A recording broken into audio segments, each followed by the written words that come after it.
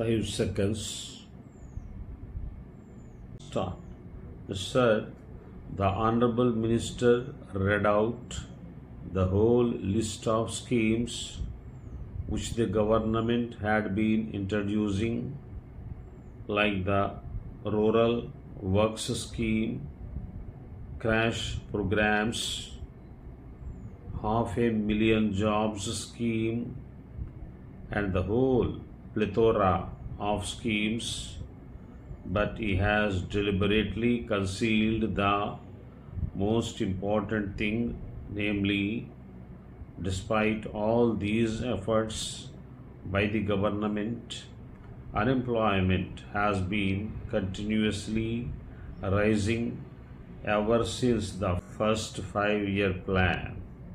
If in the beginning of the first 5-year plan, unemployment totaled 33 lakhs, now it is anywhere near 400 lakhs plus 30% of the population who are in a state of disguised unemployment.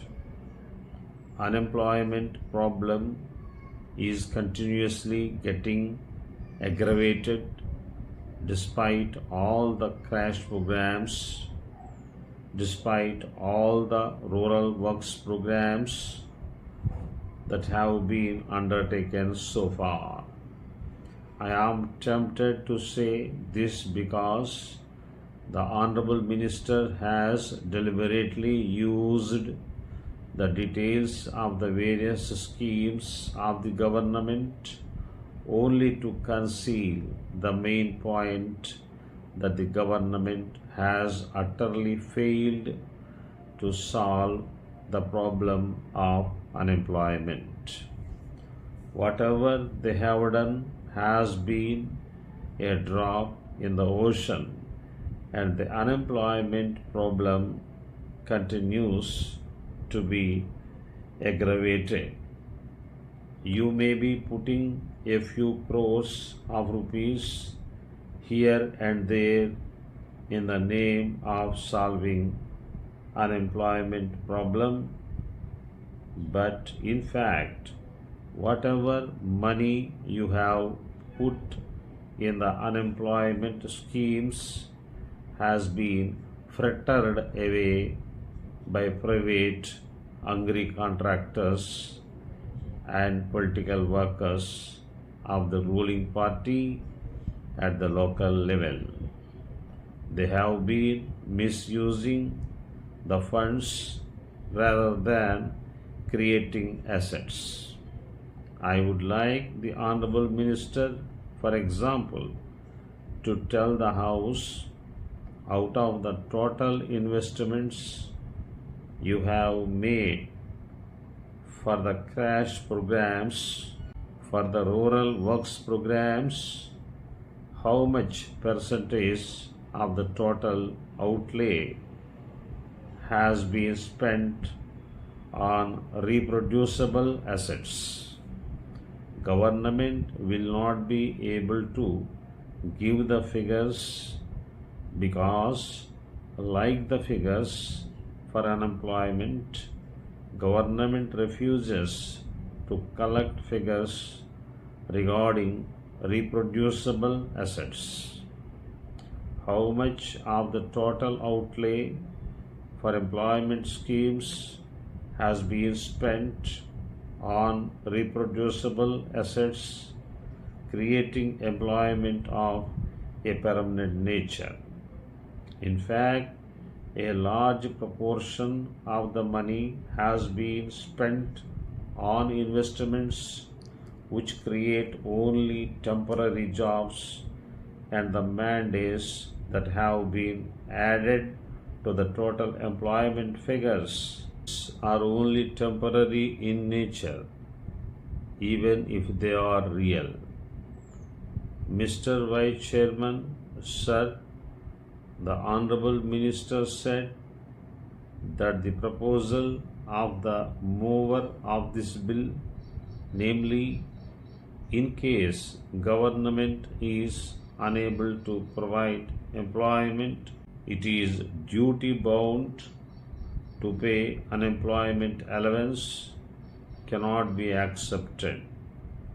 The main reason put forward by the Honorable Minister is that investment should be used in productive schemes and not for giving doles. That was one of his arguments.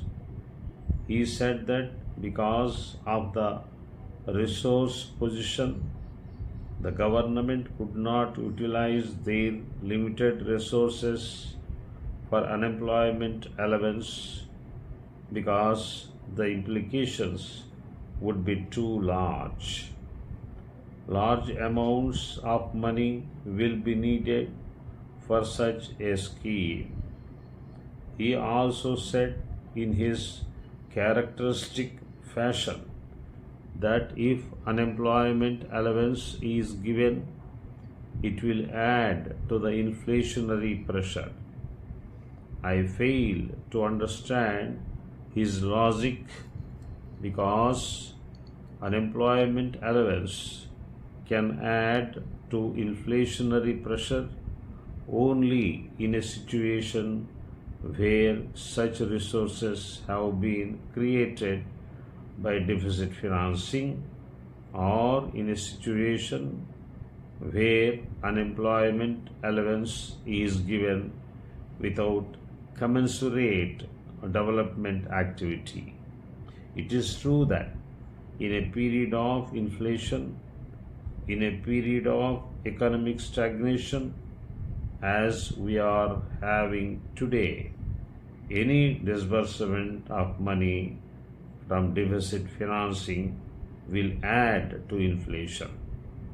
The mover of the motion or anybody else did not demand such an allowance to be distributed.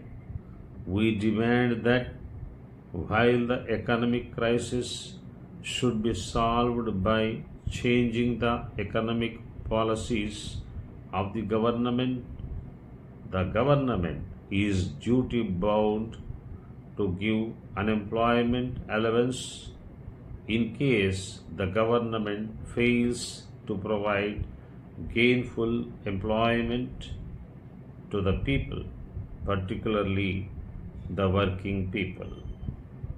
The Honorable Minister spent a lot of time in enumerating the steps that government have taken. For example, the Bhagavati Committee's interim report was submitted.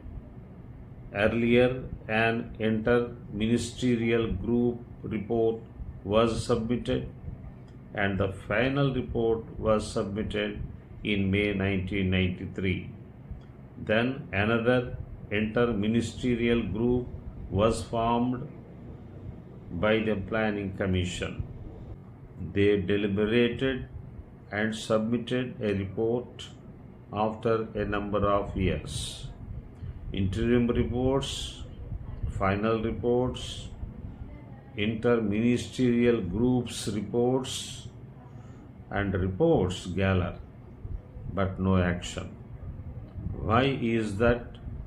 Despite the Dantwala Committee's recommendations, concrete figures have not been collected regarding unemployment, because the government knows that if the practice of making estimate of our unemployment, which was there till the end of the third plan, was continued, people would rise in revolt because this government is incapable of providing gainful employment.